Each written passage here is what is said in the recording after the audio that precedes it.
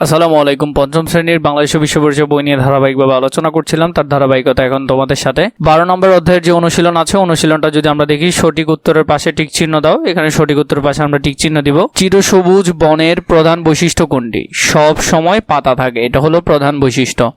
2 নম্বর, শ্বাসমূল ও ঠেসমূল জন্মায় কোন বনে? এটা হলো সুন্দরবনে এটা জন্মায়। মিঠা পানির জলাবন দেখতে তুমি কোথায় যাবে? মিঠা পানির জলাবন হলো সিলেটে। একই স্থান থেকে সূর্যোদয় ও সূর্যাস্ত দেখতে চাও, কোথায় যাবে? কুয়াকাটার মধ্যে আমরা সূর্যাস্ত এবং সূর্যোদয় দুইটাই দেখতে পাই। খতে উপযুক্ত শব্দ বসিয়ে শূন্যস্থান পূরণ করো। 1 নম্বর, বনভূমি ঢেঁস রক্ষায় গুরুত্বপূর্ণ ভূমিকা রাখে। প্রথমে হলো বনভূমি ঢেঁস রক্ষায় গুরুত্বপূর্ণ ভূমিকা রাখে জীববৈচিত্র্য রক্ষায়।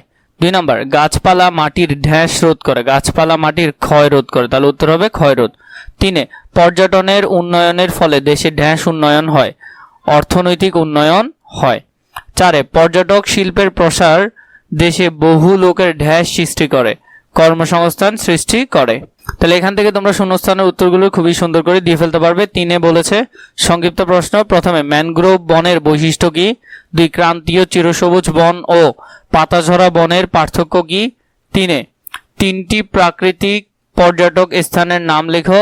4, প্রাকৃতিক পর্যটক স্থানের 3টি গুরুত্ব লেখো। তাহলে প্রথমটার আমরা যদি উত্তর দেখি, ম্যানগ্রোভ বনের বৈশিষ্ট্য কি? ম্যানগ্রোভ বন হলো সমুদ্র উপকূলীয় বা নদী মোহনার লবণাক্ত ও কাদামাটিতে জন্মানো বিশেষ ধরনের গাছপালা নিয়ে গঠিত বনভূমি। নির্দিষ্ট সময় পরপর এই ধরনের বন জোয়ারের পানিতে প্লাবিত হয়। এ কারণে ম্যানগ্রোভ বনের উদ্ভিদের মাঝে অভিযোজন হিসেবে শ্বাসমূল, ঠেসমূল, জরায়ুজ অঙ্কুরোদ্গমন দেখা দেয়। প্রশ্ন 2, ক্রান্তীয় চিরসবুজ বন ও পাতাঝরা বনের মধ্যে পার্থক্য। ক্রান্তীয় চিরসবুজ বন সারা বছর গাছে পাতা থাকে, অন্যদিকে ক্রান্তীয় পাতাঝরা বনে শীতকালে গাছের পাতা ঝরে যায়। 3টি প্রাকৃতিক পর্যটক স্থানের নাম লেখো। 3টি প্রাকৃতিক পর্যটক স্থানের নাম হলো 1, কক্সবাজার সমুদ্র সৈকত, 2, সিলেটের জাফলং এবং বান্দরবনের নীলগিরি। 4 নম্বর, প্রাকৃতিক পর্যটক স্থানের 3টি গুরুত্ব লেখো। প্রাকৃতিক পর্যটক স্থানের 3টি গুরুত্ব হলো, প্রাকৃতিক পর্যটক স্থানের নয়নাভিরাম দৃশ্য মানুষকে আনন্দিত করে। 2, প্রাকৃতিক পর্যটক স্থানে রাজস্ব আয় ও বৈদেশিক মুদ্রা অর্জনে একটি কার্যকর খাত।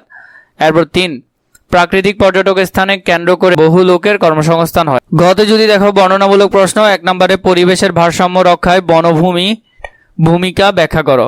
2, বাংলাদেশের প্রাকৃতিক পর্যটক স্থান সংরক্ষণে তুমি কিভাবে ভূমিকা রাখবে তা বর্ণনা করো। এই 2টা প্রশ্নের উত্তর আমরা এখন ধারাবাহিকভাবে দেখব। 1 নম্বর, পরিবেশের ভারসাম্য রক্ষায় বনভূমির ভূমিকা ব্যাখ্যা করো। পরিবেশের ভারসাম্য রক্ষায় বনভূমি অসামান্য ভূমিকা পালন করে। বনে পশু পাখি কীটপতঙ্গ নিরাপদে নির্ভয়ে বিচরণ ও বসবাস করে। এইসব প্রাণীকে আশ্রয় দিয়ে বনভূমি পরিবেশের ভারসাম্য রক্ষায় গুরুত্বপূর্ণ ভূমিকা পালন করে। বনভূমি বৈচিত্র্যের রক্ষা করেও পরিবেশের ভারসাম্য বজায় রাখে, কারণ জীববৈচিত্র্য নষ্ট হলে পরিবেশের ভারসাম্য নষ্ট হয়ে যায়। বনভূমি ঝড়, জলোচ্ছ্বাসের মতো প্রাকৃতিক দুর্যোগ প্রতিরোধ করেও পরিবেশের ভারসাম্য রক্ষা করে। এছাড়াও বনভূমি মাটির ক্ষয়রোধ, পরিবেশের নির্মলতা রক্ষা ইত্যাদির মাধ্যমে পরিবেশের ভারসাম্য রক্ষায় ভূমিকা রাখে। 2 যদি দেখি, বাংলাদেশের প্রাকৃতিক পর্যটক স্থান সংরক্ষণে তুমি কিভাবে ভূমিকা রাখবে তা বর্ণনা করো। বাংলাদেশের প্রাকৃতিক পর্যটক স্থান সংরক্ষণে আমি যেভাবে ভূমিকা রাখবো তা হলো, আমার দেশের প্রাকৃতিক পর্যটক স্থানগুলো অনেক অপরিকল্পিত স্থাপনা নির্মাণ করে সৌন্দর্য নষ্ট করা হয়। এই ধরনের স্থাপনা নির্মাণ যাতে বন্ধ করা হয় সেজন্য সংশ্লিষ্ট কর্তৃপক্ষের কাছে আবেদন জানাবো। এছাড়া বিভিন্ন প্রাকৃতিক পর্যটক স্থানে বেড়াতে আসা পর্যটকরা যেখানে সেখানে ময়লা আবর্জনা ফেলে পরিবেশ দূষণ করে, পর্যটকরা যেন এমনটি না করে সেজন্য আমি সচেতনতা সৃষ্টিমূলক কার্যক্রম পরিচালনা করব কিংবা নিজে অন্যের আয়োজিত এই ধরনের কার্যক্রমে অংশ নেব। পাশাপাশি প্রাকৃতিক পর্যটক স্থান সংরক্ষণে প্রয়োজনীয়তা সম্পর্কে পরিবারের সদস্য, সহপাঠী এবং সমাজের মানুষদেরকে সচেতন করে তুলব। এভাবে করে তোমরা এই অধ্যায়টাও খুবই সুন্দর করে সমাধান করে ফেলতে পারবে।